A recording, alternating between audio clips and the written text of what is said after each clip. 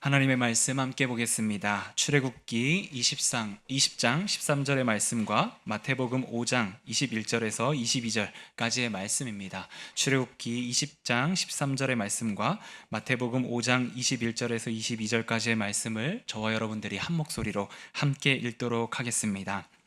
살인하지 말라.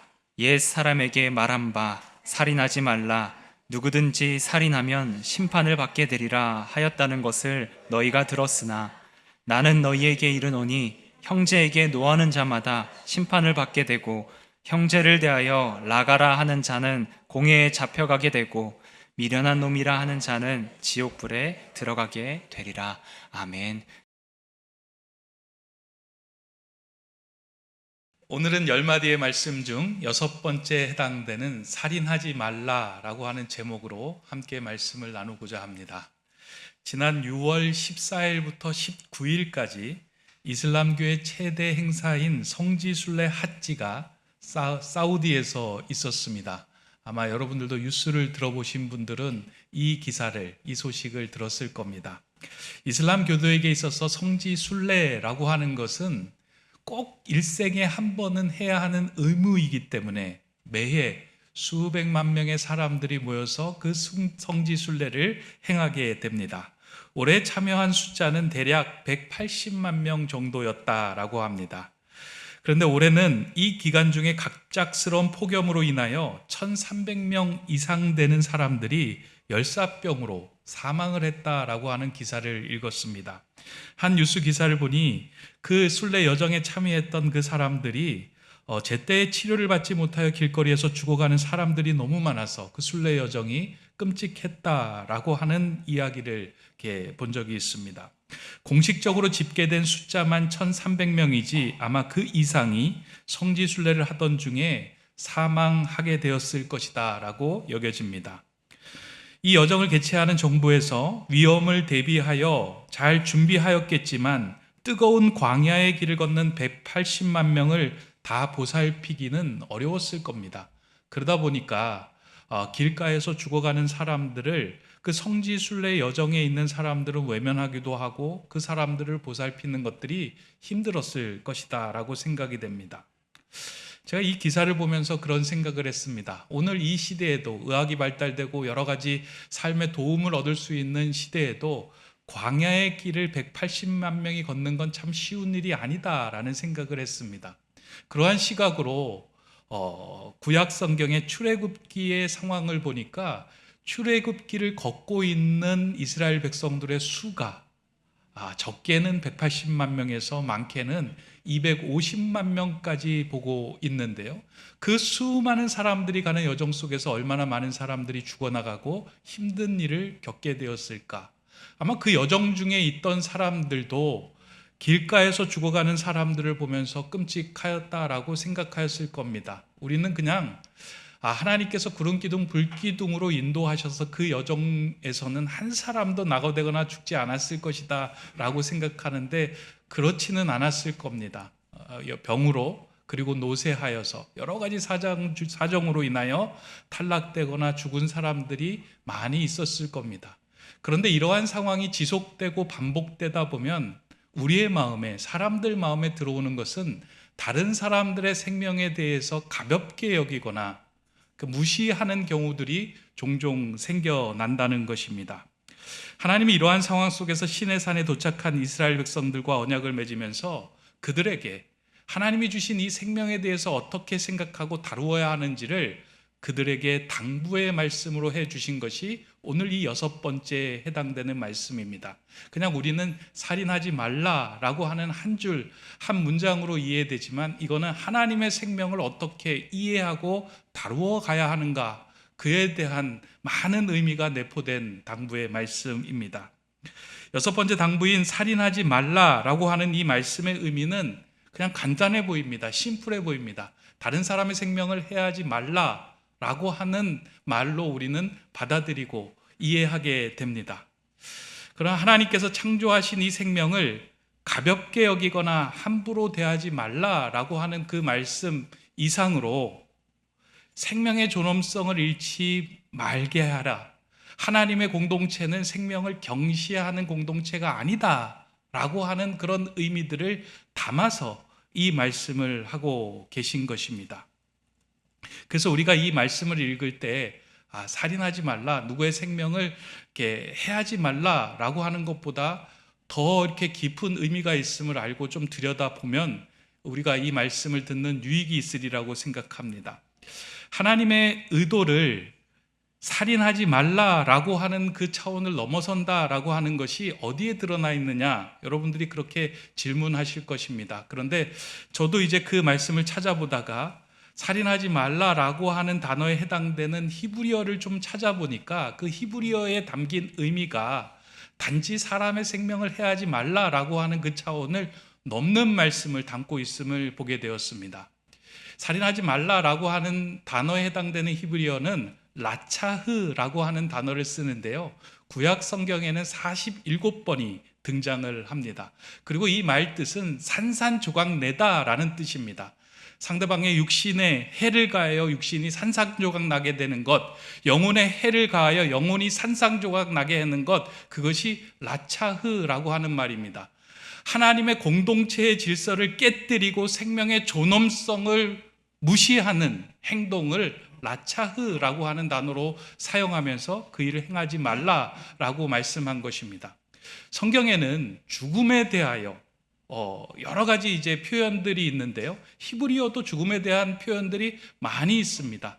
그런데 이 라차흐라고 하는 단어는 모든 죽음에 해당되는 것이 아닙니다. 라차흐를 쓰지 않는 다른 죽음에 대한 이야기들이 있는데요, 그것이 성경에는 크게 세 가지 내용에 대해서는 죽음, 살인에 해당되지 않는다라고 이야기를 하면서 사용합니다. 그 첫 번째는 구약 시대의 전쟁에서 상대방, 원수를 죽이는 일, 그리고 두 번째는 극심한 죄를 지은 사람들을 사형에 처하는 일, 마지막은 식용으로 동물을 죽이는 일, 그 일에 대하여서는 라차흐를 사용하지 않습니다. 그러니까 하나님께서 말씀하신 라차흐는 무조건 생명을 이렇게 해하는, 그러니까 없애는, 죽이는 일이 아니고요, 하나님 나라의 공동체의 질서를 무너뜨리는 그 살인, 고의적으로 상대방을 죽이기 위하여 계획하여 행하는 행위, 그것을 행하지 말라라고 하는 말씀입니다. 또한 나의 유익을 위하여 상대방을 죽음으로 내모는 행위를 하지 말라라고 하는 것이 이 라차흐에 포함된 의미입니다. 하나님은 라차흐 이 말을 통하여 살인을 금한 이유는 하나님 나라의 질서를 파괴하는 행위는 결코 해서는 안 된다. 그 행위는 무엇이냐? 하나님께서 창조하신 하나님의 생명을 가볍게 여기고 그 생명을 소홀하게 여기고 그 생명을 죽이는 일이다라는 겁니다.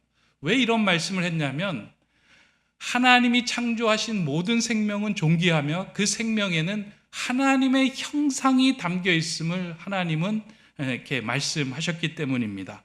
창세기 9장 6절에 보면 이렇게 말씀하고 있습니다. 다른 사람의 피를 흘리면 그 사람의 피도 흘릴 것이니 이는 하나님이 자기 형상대로 사람을 지으셨음이니라. 그러니까 이 땅에 창조된 모든 사람들에게는 하나님의 형상이 담겨져 있기 때문에 그 형상을 무시하거나 가볍게 여기거나 경홀하게 여기지 말라라는 것입니다. 그 하나님의 공동체를 유지하는 것은 그 하나님의 형상으로 창조된 생명을 소중하게 여길 때 그 공동체가 온전하게 유지되는 것, 그것을 말씀하는 거예요. 그러니까 그 힘든 출애굽의 과정 속에서 사람들이 번번이 죽어나가는 과정 속에서도 한 사람도 그 생명은 소홀히 여기거나 무시되어서는 안 된다라고 이스라엘 백성들이 모인 자리에서 그와 같은 말씀을 하신 것입니다. 실상은 살아가면서 이 6번째 계명을 우리가 범하는 일들은 거의 없습니다. 아마 여러분들도 그러실 겁니다. 살아가면서 앞으로도 살인하는 일들이 우리에게 벌어지는 일들은 거의 없을 겁니다. 아니, 없을 겁니다. 그렇다면 하나님께서 이 6번째 계명, 살인하지 말라라고 하는 이 계명을 왜 우리에게 주셨을까? 만약에 이 계명은 그냥 구약시대의 그 출애굽 공동체에만 해당되는 말이고 오늘은 우리와 연관이 되지 않는 말씀인가? 라고 생각될 수도 있습니다. 왜냐하면 이 살인하지 말라는 계명을 우리는 그냥 자연스럽게 지키며 살아가고 있기 때문입니다. 그런데 아마 유대인들도 이 계명에 대해서 그러한 마음으로, 그러한 생각으로 지냈던 것 같습니다. 다른 계명은 몰라도 6번째 계명, 이 살인하지 말라는 계명은 내가 잘 지키는 계명이야. 이 계명에서 내가 하나님으로부터 흠을 잡힐 곳은 없다라고 생각하며 지냈을 겁니다. 그런데 예수님은 그러한 유대인들의 마음을 아시고 이 살인하지 말라라고 하는 이 계명에 담긴 정확한 의미가 무엇인지 다시 한번 산상 설교를 통해서 마태복음 5장에서 그 시대를 살아가는 사람들에게 이 말씀을 적용해서 풀어줍니다. 그게 이제 마태복음 5장에 나오는 말씀인데요. 이렇게 말씀합니다. 옛사람에게 말한 바 살인하지 말라. 누구든지 살인하면 심판을 받게 되리라 하였다는 것을 너희가 들었으나, 여기까지 이제 구약의 그 10마디의 말씀, 10계명의 말씀을 너희가 들었다라는 거예요. 나는 너희에게 이르노니 형제에게 노하는 자마다 심판을 받게 되고, 형제를 대하여 라가라 하는 자는, 라가는 이게 바보라고 하는 말입니다. 바보라 하는 자는 공회에 잡혀가게 되고, 미련한 놈이라 하는 자는 지옥불에 들어가게 되리라. 그러니까 예수님께서 살인하지 말라라고 하신 그 말씀에 담긴 하나님의 의도를 풀어서 설명을 해주시는 거예요. 예수님은 이 땅에 하나님의 본체로 오신 분입니다. 그렇게 예수님께서 하나님의 말씀을 풀어주신다라고 하는 것은 저자 직강을 하는 거예요. 하나님의 마음을 정확하게 짚어서 사람들에게 전하는 것이 예수님이 풀어주신 말씀입니다. 그러니까 예수님은 이 말씀을 통해서 무슨 말씀을 하냐면, 육신의 가해를 하는 것, 그것도 살인이지만 하나님 나라의 자녀는, 하나님의 공동체는 단지 육신의 생명을 해하는 그 살인을 하지 않는 그 범위에 머물러 있는 것이 아니라 상대방의 영혼에 상처를 입히는 행위까지 하지 않는 자들이 되어야 된다라고 하며 그 차원을 높여 그들에게 설명하고 말씀해 주신 것입니다. 하나님과 언약을 맺은 언약 공동체는 세상 사람들과 동일한 차원에 머무르는 존재가 아니고요, 세상의 법에 의거하여 살아가는 존재가 아니라 하나님의 나라, 하나님의 법에 준해서 살아가는 자들입니다. 그렇기 때문에 하나님 나라에서 하나님의 시각으로 볼 때 이 땅을 살아가는 자들에게 살인이라는 것은 영혼을 산산조각 내는 그 말과 행동까지 포함하는 것이다 라고 말씀해 주고 있습니다. 그래서 우리가 이 살인하지 말라라고 하는 이 말씀을 들을 때 이 예수님의 말씀을 근거로 하여 항상 두 가지의 마음을 우리의 마음에 새기고 좀 들어야 할 필요가 있다라고 생각합니다. 이 두 가지 여러분 좀 기억했으면 좋겠습니다. 첫 번째, 살인하지 말라라고 한 것은 모든 생명이 하나님께 속한 것임을 인정하라라고 하는 표현입니다. 하나님께서는 우리 생명을 지으시고 창조하신 분이기 때문에 모든 생명은 하나님께 속한 것입니다. 그렇게 생명을 함부로 다루는 것은 하나님을 무시하는 일이며 하나님이 가장 싫어하시는 일을 행하는 것입니다. 상대방의 생명을 경홀히 여기고 무시하는 것, 하나님이 극도로 혐오하시는 일이에요. 여러분에게 질문 하나 해보겠습니다. 하나님께서 가장 싫어하는 가나안 종교가 있다면 무엇일까요?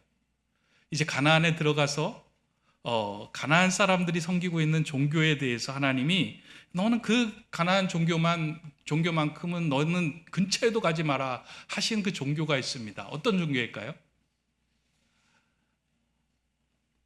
목사님 무슨 말씀 하나 뭐 이런 생각을 하시는 것 같은데요.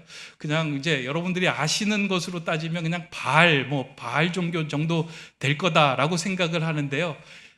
바알이 아닙니다. 바알도 싫어하지만 그것과 수준이 다를 정도로 극도로 혐오하는 종교가 하나 있는데 그것은 몰렉이라고 하는 종교입니다. 몰렉은 어떤 종교냐면 자녀들을 인신 공양을 해서 자신의 번영을 위해 그것을 이렇게 제사하는 종교가 몰렉이라고 하는 종교예요. 하나님이 이걸 얼마나 싫어하셨는지 시내산에서 이스라엘 백성들에게 레위기의 말씀을 주시면서 아직 가나안에 들어가지 않았어요. 근데 앞으로 너희가 가나안에 들어가면서 그 종교를 만날 때 그 종교는 너희들이 가만두지 말고 그 종교를 믿는 사람들이나 그 종교에 제사를 드리는 모든 사람들은 다 죽여라 라고 이야기를 합니다. 그러니까 레위기 20장에 이렇게 말씀합니다. 너는 이스라엘 자손에게 또 이르라. 그가 이스라엘 자손이든지 이스라엘에 거류하는 거류민이든지 그의 자식을 몰렉에게 주면 반드시 죽이되 그 지방 사람이 돌로 칠 것이요 나도 그 사람에게 진노하여 그를 그의 백성 중에서 끊으리니 이는 그가 그의 자식을 몰렉에게 주어서 내 성소를 더럽히고 내 성호를 욕되게 하였음이라. 몰렉이라고 하는 종교는 자신의 번영을 위하여 자녀를 사용하고 자녀를 죽이는 그런 종교였습니다. 그 살인을 금하시는 하나님께서 몰렉에게 자녀를 내어주는 그 사람들만큼은 죽일 것을 명령합니다.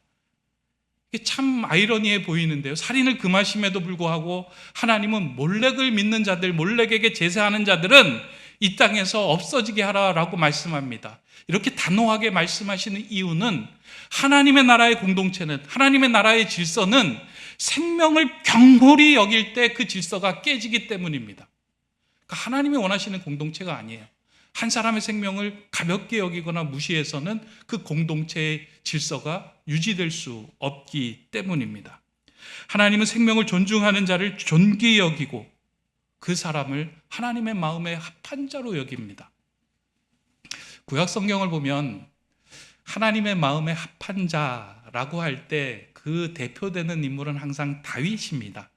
그러니까 다윗이 여러 가지 능력이 있어서 하나님의 마음에 합한 자라고 칭함받는 것이 아니고요. 하나님이 원하시고 기뻐하시는 일을 정말 기가 막히게 그 포인트를 짚어서 그 삶을 살아낸 사람이 다윗입니다. 그러니까 다윗의 가장 중요한 장점은 모든 생명은 하나님께 속한 것이기 때문에 하나님께 맡깁니다라고 그는 인정하며 살았습니다. 잘 보세요. 다윗의 인생 가운데 다윗을 가장 힘들게 했던 사람이 누구일까요? 사울이에요. 젊은 시절에 사울이 다윗을 쫓아다니면서 죽이려고 하고 괴롭혔던 그 시간이 10수년입니다. 한 사람의 마음을 힘들게 하고 지치게 하고 곤란하게 하고 거의 그 영혼이 산산조각나게 하는 그 시점까지 내몰게 했던 사람이 사울입니다. 그러니까 다윗 입장에서 보면 그럴 거예요. 하나님, 이 사울만 없으면 내가 평안히 살아갈 수 있겠습니다. 하나님, 제게 기회만 주신다면 이 사울의 생명을 죽이는 상황, 없어지는 상황까지 도달하면 좋겠습니다. 아마 수도 없이 사울을 죽이는 꿈을 꾸며 살았을 겁니다. 근데 실제로 사울을 죽이는 기회가 다윗에게 다가왔을 때 그동안 수도 없이 생각하고 연습해 왔던 것들, 이 사람의 생명만 없으면 나는 평안하게 이 땅에서 살아갈 수 있겠다 라는 그 마음으로 생명을 해하지 않고 그 생명을 하나님께 맡기며 또 다시 놓아줍니다. 그러면서 다윗이 생각했던 것은 무엇이냐면, 내가 비록 이 힘든 여정을 지나고 있지만 하나님께서는 이 여정까지도 사용하셔서 모든 것을 합력해서 하나님의 선을 이루어 가실 것입니다 라고 믿음으로 그것을 인정하며 고백했기 때문에 하나님이 주신 생명을 그렇게 다룰 수 있었던 겁니다. 이게 참 귀한 것 같아요. 우리의 삶에서도 누군가를 해하고 가볍게 여기고 좀 없애려고 하는 마음이 들 때가 있습니다. 근데 그 사람만 없어지면 참 좋겠는데, 그 사람만 보이지 않으면 내가 괜찮겠는데 생각하며 그 사람을 내 마음속에 삭제하고 싶을 때가 많이 있습니다. 근데 그 마음을 이겨낼 수 있는 힘이 무엇이냐면, 하나님께서 이 모든 것을 사용하셔서 이 힘든 여정을 통하여서도 하나님은 협력하여 선을 이루시고 나를 근사한 하나님의 사람으로 빚어가실 것입니다 하는 그 믿음으로 나아갈 때 생명을 하나님께 맡기고 내 어려운 과정 속에서도 하나님을 기쁘시게 하는 삶을 살아갈 수 있게 된 것입니다. 오늘 이 시대에는 몰렉이라고 하는 종교는 사라졌습니다. 그 지역에 가도 이제 몰렉이라고 인신공양하는 종교는 없을 것입니다. 그러나 우리 주변을 돌아보면 타인의 생명을 담보로 하여 자신의 번영을 누리고자 하는 사람과 단체와 기업들이 존재합니다. 다른 사람의 영혼을 산산조각내 가면서 내 이익을 취하는 일들, 그런 몹쓸 짓을 하는 사람들이 주변에 존재합니다. 만약에 우리가 하는 일이 누군가의 영혼과 누군가의 삶을 망가뜨리면서 내 이익을 취하고 있는 일을 한다면 우리는 그 일로부터 벗어나는 것, 그 일을 행하지 않는 것, 그것이 살인하지 말라라고 하는 그 당부에 합당한 삶을 살아가게 되는 것입니다. 또한 우리 주변에서 그러한 일들이 벌어지고 있을 때 그 한 생명을 가볍게 여기지 않고 동일하게 무겁게 여기며 살아가는 삶이 될 때 우리는 살인하지 않는다라는 이 말에 동조하며 또 지키며 살아가게 되는 것입니다. 지난 주간에 화성 아리셀에서 화재가 나서 수많은 또 외국인 노동자들이 죽지 않았습니까? 여러분들이 그 기사를 읽으면서 여러분들의 마음은 다른 사람들의 죽음을 대하는 것보다 좀 가볍지 않았을까 하는 생각이 듭니다. 그래서는 안 되는데 그럼에도 불구하고 외국인 노동자가 죽어갔다라고 하는 그 이야기가 그냥 가십거리처럼 지나고 그것을 받아들이며 살아가는 사람들이 오늘 우리의 모습 아니겠습니까?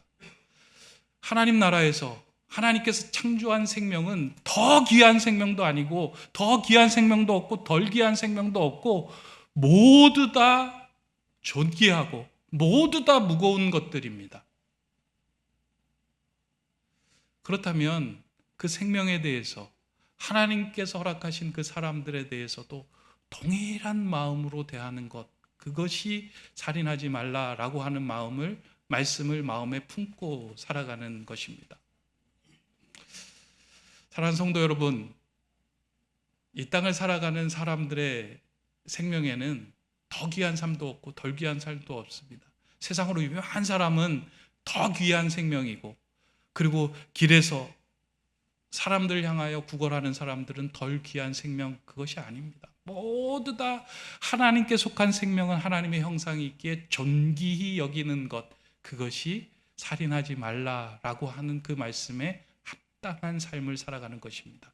그런 삶을 살아가는 저와 여러분 되시기를 바랍니다. 두 번째, 이게 아주 중요한데요. 살인하지 말라라고 하는 말씀은 이 땅에서 생명을 살리는 삶을 살라는 당부입니다.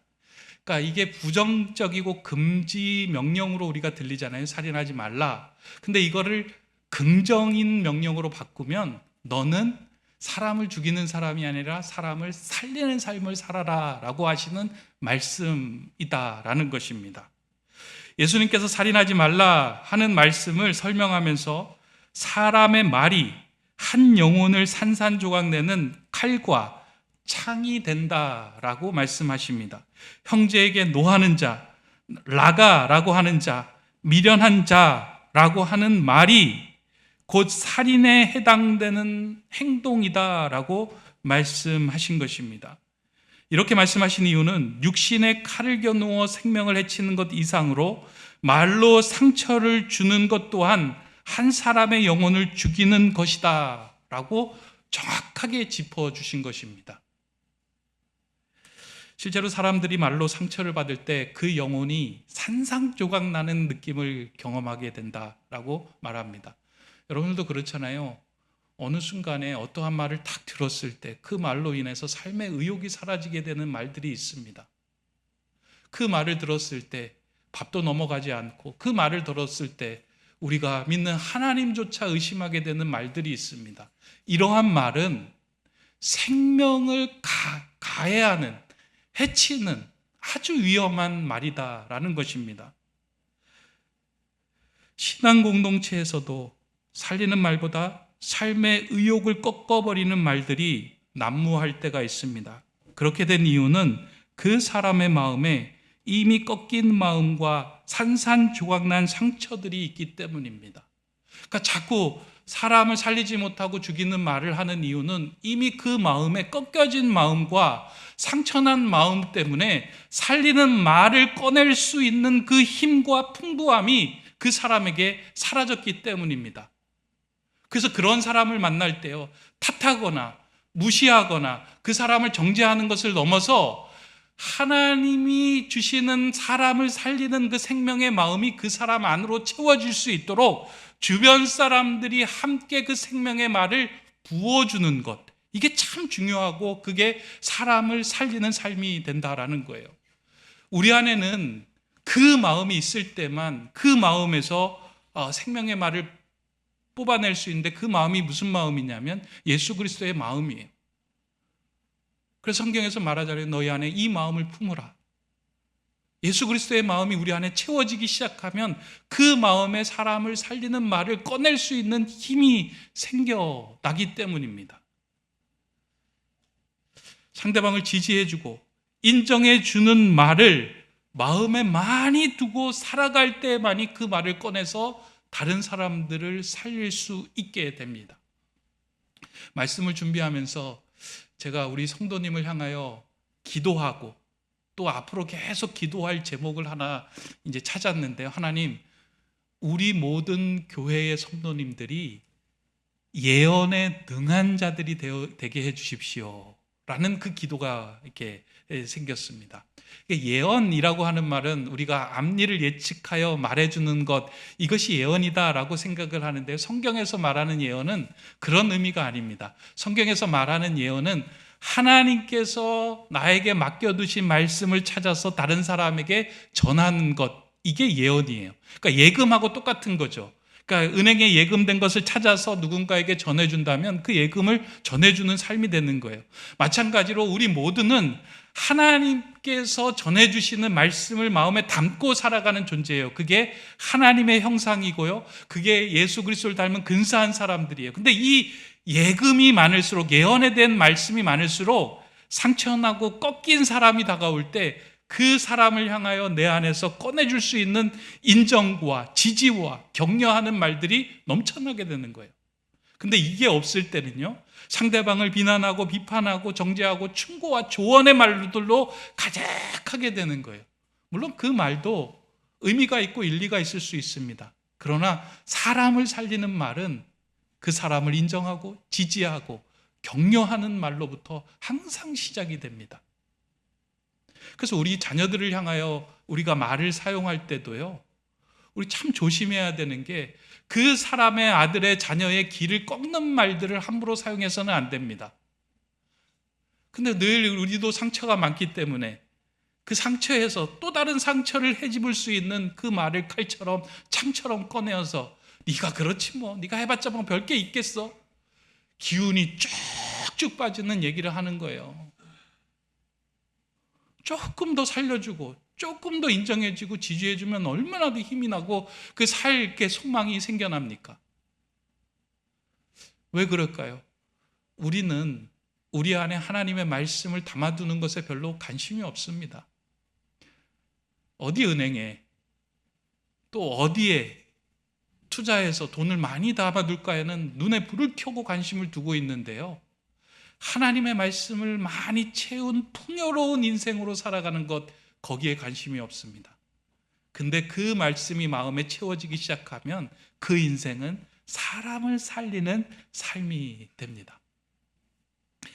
5만 번 기도의 응답을 받은 사람으로 잘 알려진 조지 밀러라고 하는 인물이 있죠. 이 사람은 3,000명 이상이 되는 고아를 돌본 사람으로 고아의 아버지다라고 많은 사람들에게 존경을 받은 사람입니다. 그의 말년에 많은 사람들에게 훌륭한 영향을 끼쳤습니다. 그러나 그가 젊었을 때, 어렸을 때는 그는 그렇게 훌륭한 인물, 근사한 인물이 아니었다고 합니다. 그러니까 어려서 사고도 많이 치고요, 아버지의 돈도 훔치고 못된 짓을 하도 많이 하다 보니까 경찰서에 끌려가는 일이 다반사였고 결국은 교도소에 끌려가서 형을 살고 나오게 되었다고 합니다. 그러니까 사람들이 조지 밀러를 보면서 아유 저게 뭐가 되려고 저러나 라고 하는 생각에 손가락질을 받던 인물이 조지 밀러였다는 거예요. 근데 어느 날 이 밀러가 이렇게 살아가서는 안 되겠다 하는 생각에 그 교회의 목사님을 찾아가서 상담을 요청을 한 거예요. 아마 목사님도 그 밀러를 봤을 때 답답한 마음이 있었을 겁니다. 너 그렇게 살면 안 돼. 너 다른 사람한테 손가락질 받게 살면 안 돼. 그러한 이야기를 해주고 싶었을 겁니다. 근데 밀러가 왔을 때 그 목사님은 자신의 마음속에 있던 말을 꺼내어 그에게 전해줍니다. 조지, 너의 버릇을 하루아침에 고칠 수 없지만 하나님은 택한 자녀를 결코 버리시는 분이 아니다. 하나님의 자녀를 망하게 두시는 분이 아니다. 너가 포기하지 않고 하나님 안에 있기만 하면 하나님은 넌 반드시 근사한 사람으로 빚어주실 거야. 그러니까 하나님께서 그 목사님에게 맡겨두신 그 말씀을 꺼내요. 밀러에게 내밀었을 때 그 밀러가 그 예금을 찾아든 거예요. 그리고 그 예금을 자금으로, 영적인 자금으로 삼아서 하나님은 우리를 근사하게 만들어 가시는 분이다 라는 그 믿음으로 하루하루를 살아갔습니다. 그 결국은 하나님 보시기에, 사람들 보기에 근사한 사람이 될 수 있게 만든 겁니다. 사랑하는 성도 여러분, 살인하지 말라라고 하는 말씀은요, 단지 누구에게 생명에 해를 가하지 말라라고 하는 말, 그 차원을 뛰어넘는 말입니다. 우리로 하여금 생명의 삶을 살아라 라는 말씀입니다.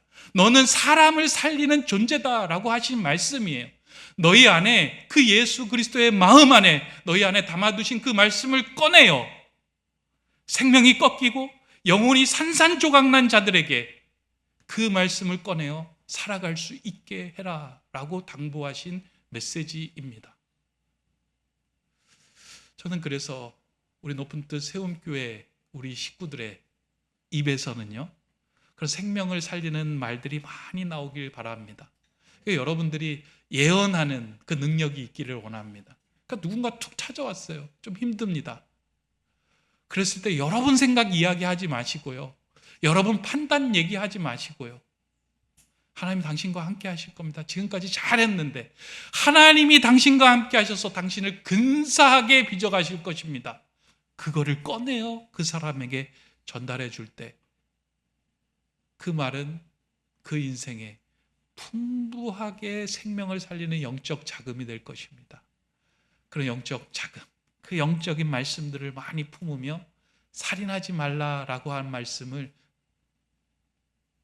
긍정적으로 그리고 적극적으로 이 삶에서 행해 나가는 저와 여러분 되시기를 주님의 이름으로 축원합니다. 기도하겠습니다.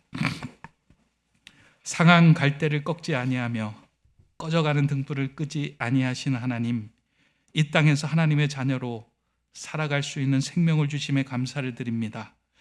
여러 가지 상처로 인하여 산산조각난 우리의 마음과 영혼이 먼저 하나님의 말씀으로 치유되게 하시고, 그 마음을 붙들고 우리가 선자리에서 가정과 교회와 일상에서 한 생명의 꺾인 마음을 다시 일어서게 하는 생명의 울림으로 생명을 살리는 자로 살아가게 하여 주시옵소서.